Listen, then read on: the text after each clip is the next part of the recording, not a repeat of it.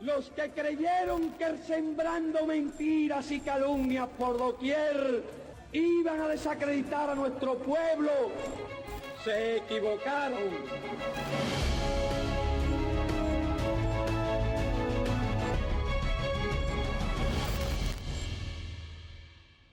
Hola, es esta la primera vez que nos encontramos para abrir archivos.cu, un programa de televisión realizado por un grupo de periodistas cubanos, y en tan solo 12 minutos le mostramos cómo el gobierno de los Estados Unidos intenta imponer matrices de contenido, ideas, incluso hechos falsos e inverosímiles para justificar así o encubrir acciones que tienen como fin dañar la economía cubana. We will very strongly restrict American dollars flowing to the military, security, and intelligence services that are the core of the Castro regime.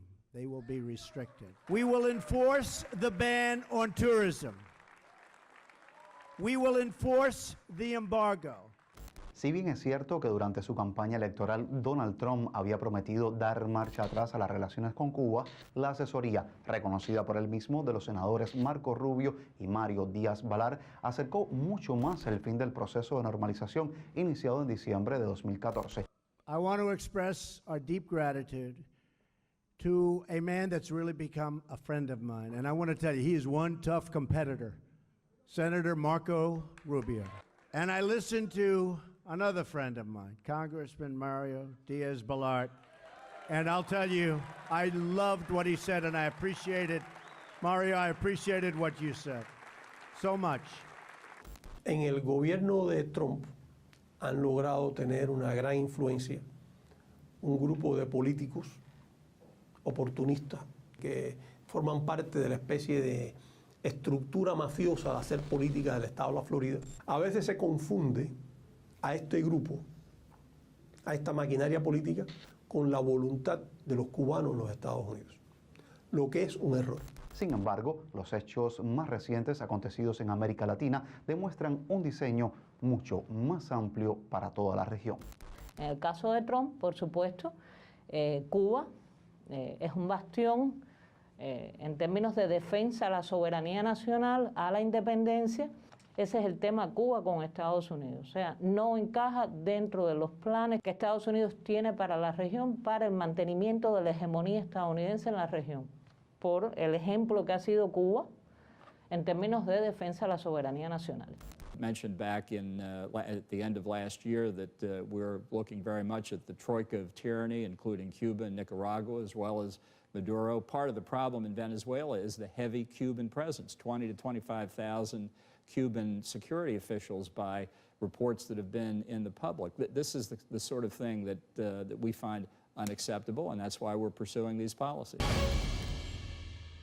Cuando vemos, por ejemplo, los tweets del presidente Trump, con el tema Cuba, por ejemplo, hubo 3 o 4 tweets nada más en 2 años. Cosa que es sumamente llamativa en el sentido de que esa es la vía de comunicación fundamental que está usando Trump para anunciar sus estrategias, sus visiones. Pero ha sido muy efectiva porque de esos 3 o 4 tweets, excepto uno que fue típicamente sobre Cuba, los otros 3 estaban relacionados con la supuesta presencia de seguridad militar de Cuba en Venezuela. Y eso enseguida se reflejó en los macrotemas que la gran prensa estadounidense ha estado ha estado publicando sobre Cuba. In this administration, we're not afraid to use the phrase Monroe Doctrine. This is a country in our hemisphere. It's been the objective of American presidents going back to Ronald Reagan to have a completely democratic. Sacaron de la tumba, exhumaron a la doctrina Monroe y volvieron a decir que en defensa de la doctrina Monroe, Estados Unidos estaba actuando contra Cuba, contra Venezuela y contra Nicaragua. Han fracasado hasta ahora en su objetivo, pero no han dejado de causar daño y no han dejado de tener un éxito propagandístico dentro de Estados Unidos.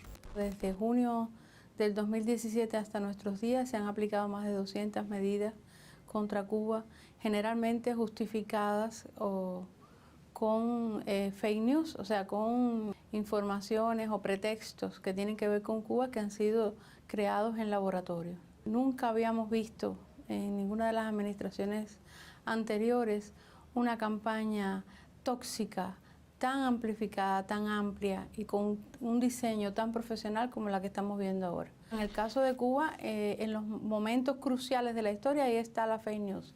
Desde la explosión del Maine, que justificó la intervención de Estados Unidos en la guerra cubano-española, hasta nuestros días. Pero esta administración particularmente se caracteriza por deliberadamente crear mentiras, diseñar mentiras para generar todos los pretextos posibles y además trabajar muy en profundidad técnicas de comunicación estratégica, es decir, de incorporar dentro del corazón de las decisiones políticas la comunicación para crear meteoros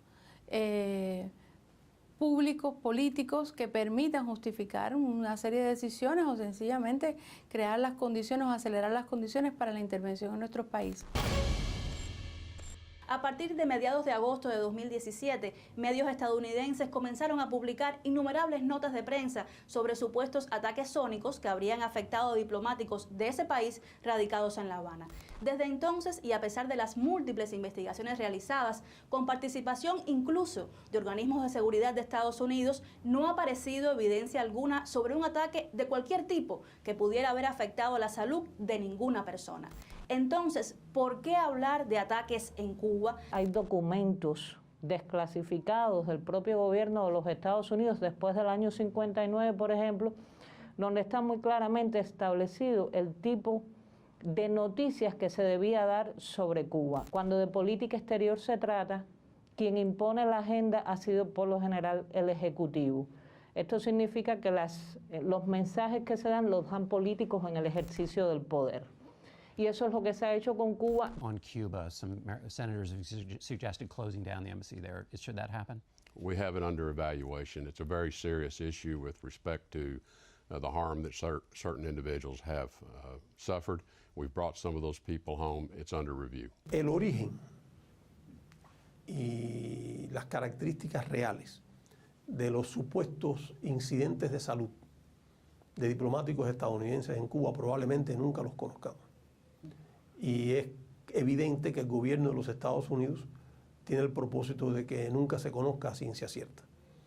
Es un fenómeno extraño y la prensa en su conjunto tiene razones para estimar que es un suceso extraño, puesto que se han movido todo tipo de teorías, de hipótesis e incluso de acusaciones sobre supuestos ataques, sobre la existencia de armas sónicas, armas infrasónicas, ultrasónicas, armas direccionales que son capaces de dañar a una persona dentro de un colectivo y no dañar al resto, que son capaces de provocar daños de contunción cerebral sin que una contunción haya tenido lugar.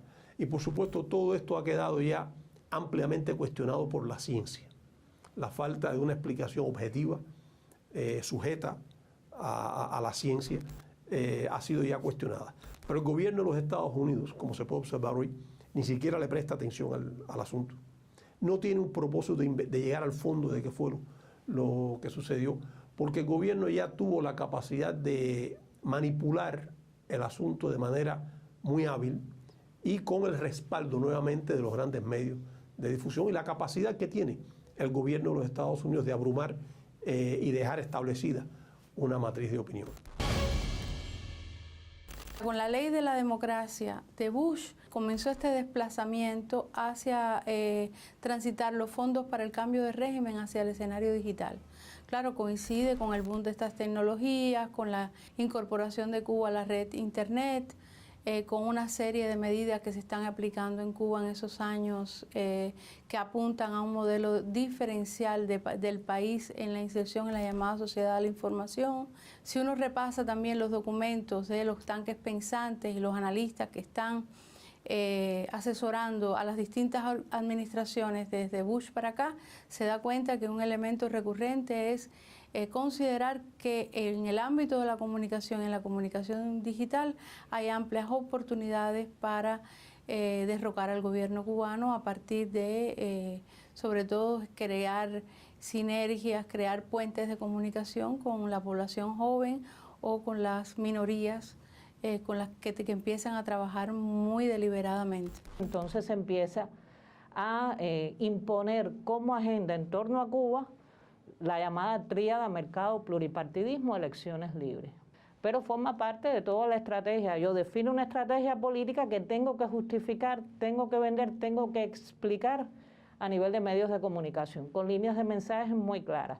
Cuba es el culpable, el modelo socialista no funciona, la economía cubana no funciona por los problemas internos de la economía cubana, pero nunca explican en la prensa el impacto real del bloqueo, que ellos ni siquiera lo reconocen como bloqueo.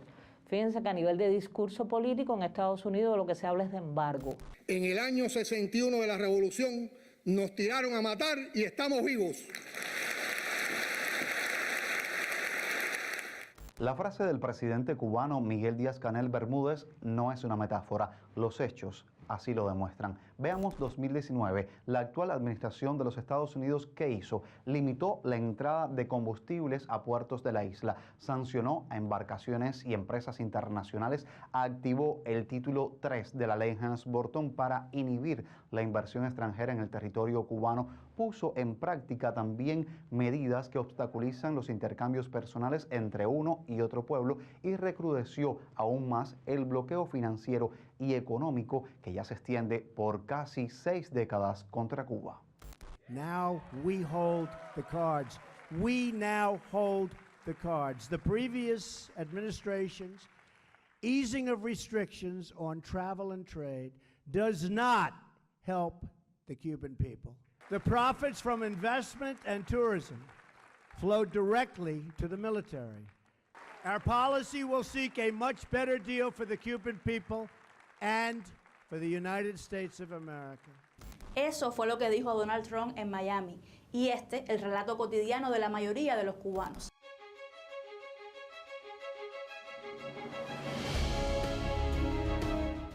Con lo de los viajes al exterior y todas esas cosas que ellos nos frenan, con la poca ayuda que podemos tener de ellos para los medicamentos que nos hacen falta. En este caso, a mí como taxista, nos afecta, se reduce mucho la entrada del turismo en Cuba y la falta de trabajo que tenemos.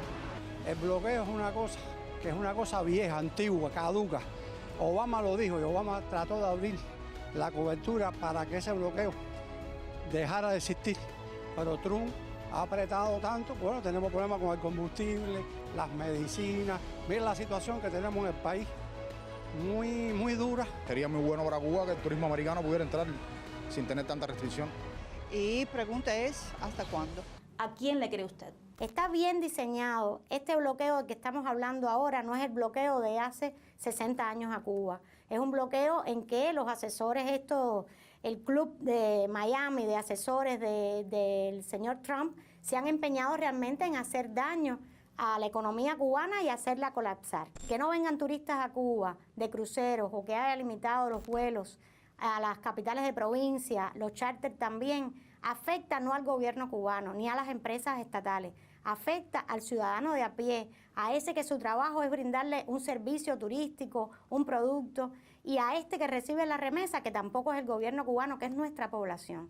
Es decir, que es un bloqueo muy bien encaminado a asfixiarnos también financieramente. Como se ve, son intentos de dañar a Cuba en prácticamente todas las áreas que son importantes para el desarrollo económico del país. Si no han tenido más éxito, si bien han causado daño y no han provocado un colapso de nuestro país, es por la capacidad organizativa del país, por la naturaleza de nuestro sistema social y por la experiencia que hemos acumulado durante muchos años.